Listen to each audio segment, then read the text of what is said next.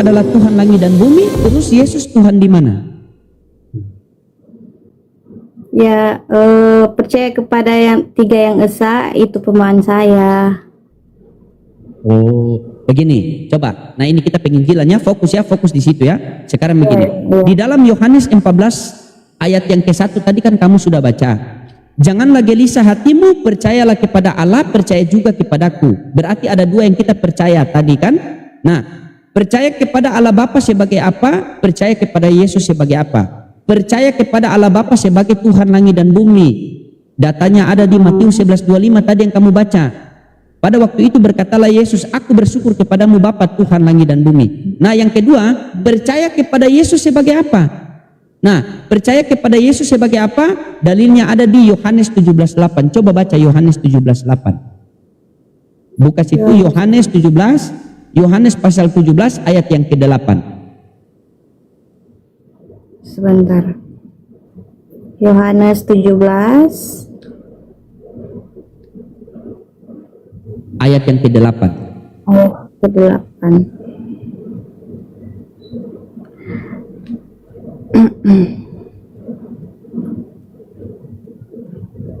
Sebab segala firman yang engkau sampaikan kepadaku telah kusampaikan kepada mereka, dan mereka telah menerimanya. Mereka tahu benar-benar bahwa aku datang dari kepadamu, dan mereka percaya bahwa engkaulah yang telah mengutus aku. Nah, sebab segala firman yang engkau sampaikan kepadaku telah aku sampaikan kepada mereka, dan mereka telah menerimanya, dan mereka benar-benar tahu bahwa aku datang daripadamu, dan mereka percaya bahwa engkaulah yang telah mengutus aku. Berarti di dalam Yohanes 14 nomor 1, janganlah gelisah hatimu, percayalah kepada Allah, percaya juga kepada Yesus. Percaya kepada Allah sebagai apa? Tuhan langit dan bumi. Percaya kepada Yesus sebagai apa? Sebagai utusan Tuhan langit dan bumi. Jika kita sudah percaya Allah Bapa sebagai Tuhan langit dan bumi, dan percaya kepada Yesus sebagai utusan Tuhan langit dan bumi, maka kita berhak memperoleh hidup yang kekal yang dijelaskan dalam Yohanes 17:3. Coba baca Yohanes pasal 17 ayat yang ketiga. Coba baca. Karena kita semua pengen hidup yang kekal. Coba baca. Yohanes 17 ayat yang ketiga. Ayat yang ketiga. Ayat 3. Inilah hidup yang kekal itu, yaitu bahwa mereka mengenal Engkau, satu-satunya Allah yang benar, dan mengenal Yesus Kristus yang telah Engkau utus. Nah, jadi untuk memperoleh hidup yang kekal, berarti kita harus percaya dan mengenal Yesus sebagai Tuhan apa utusan Tuhan.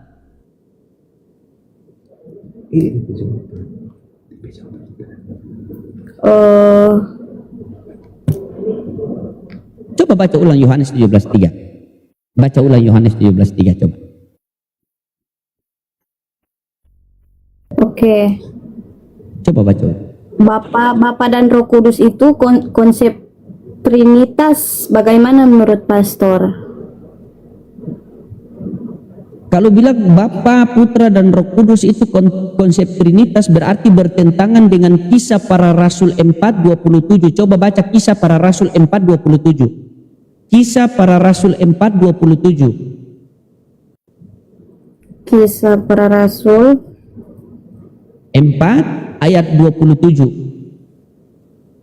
Kisah Para Rasul 4 ayat 27. 37. Oh, 27. 27.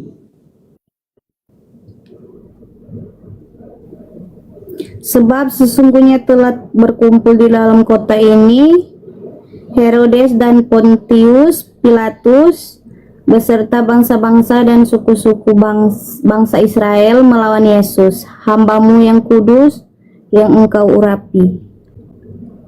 Jadi kalau dikatakan bahwa Bapa, Putra dan Roh Kudus, berarti itu bertentangan loh. Hamba-Mu yang kudus yang telah Engkau urapi, berarti di situ hamba-Mu yang kudus itu siapa? Hamba-Mu yang kudus itu siapa? Hamba di situ Yesus. Yesus, iya, Yesus. Oke, bangsa Yesus. Israel melawan Yesus. Ya. Oke, Yesus di situ di Alkitab Yesus dikatakan hamba. Coba saya tanya sama Love. Kalau Love dikatakan hamba Tuhan, berarti Love punya Tuhan kan? Iya, iya. Iya. Kalau di situ Yesus dikatakan Tuhan, berarti Yesus punya Tuhan kan?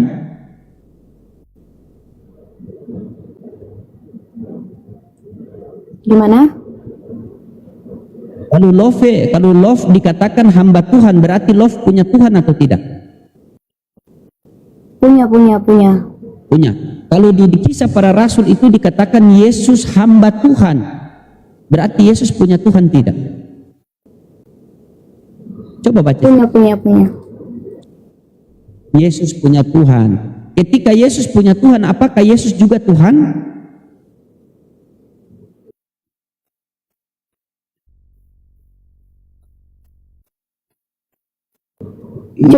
Coba ulang, Pastor. Ketika Yesus punya Tuhan, apakah Yesus juga Tuhan?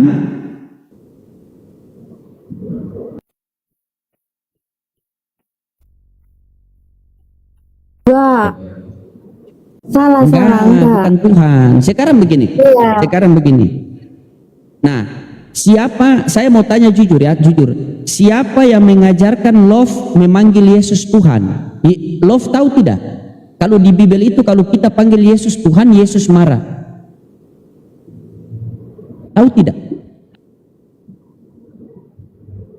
Nah, coba baca Matius 7, 21, 22 sampai 23. Buka di situ Matius pasal 7 ayat 21 sampai 23. Coba buka dibaca. Putar-putar. Kita buktikan, kita pakai Bible. Saya cuma sampaikan. Kamu mau menerima atau tidak, yang saya sampaikan tertulis di kitab suci. Kan? Begitu. Iya. Ya. Apa kata Yesus? Taatilah segala perintah-perintah Allah. Amin. Amin. Coba baca Matius 7, Matius pasal 7 ayat 21 sampai 23.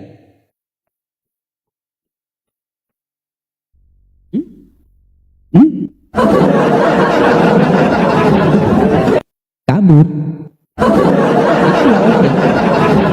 Kabur mereka kan?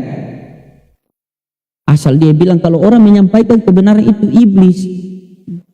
Karena banyak yang tapping di bawah iblis. Terguncang saudara-saudara kan? Terguncang. Jadi ini kan sudah bukti kan? Ini Allah telah membuktikan kepada kita ternyata musuh yang sebenarnya Kristen itu adalah Bibelnya sendiri. Bibel mengatakan A, Oten pahamnya B. Terguncang mereka. Yohanes 14 nomor 1, janganlah gelisah hatimu, percayalah kepada Allah, percaya juga kepadaku. Kalau kita tanya kepada Yesus, Yesus, percaya kepada Allah Bapa sebagai apa? Apa kata Yesus? Sebagai Tuhan langit dan bumi. Dalilnya mana? Matius 11:25. Aku bersyukur kepadamu Bapa Tuhan langit dan bumi. Nah sekarang percaya kepada kamu sebagai apa Yesus? Oh percaya kepadaku sebagai utusan Tuhan langit dan bumi. Loh datanya mana? Ada Yohanes 17:8, Yohanes 11:42, Yohanes 17:3. Coba. Selesai. Karena hidup yang kekal itu ia percaya Yesus sebagai utusan Tuhan. Karena begitu besar kasih Allah akan dunia ini sehingga ia mengaruniakan anaknya yang tunggal agar setiap orang percaya kepadanya beroleh hidup yang kekal. Percaya sebagai apa agar beroleh hidup yang kekal? Sebagai utusan Tuhan. Dalilnya mana? Yohanes 17:3. Inilah hidup yang kekal itu, mengenal engkau satu-satunya Allah yang benar dan mengenal Yesus Kristus yang telah engkau utus. Begitu. Kalau Oten masih ada tapinya. Mudah memahami Bible itu teman-teman. Cuma karena mereka didoktrinnya begitu. Karena selagi mereka jujur membuka akal memahami Bible, hilang perpuluhan semua.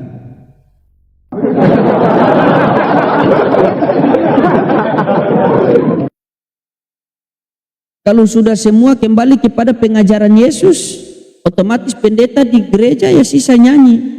hilang semua pulu di gereja.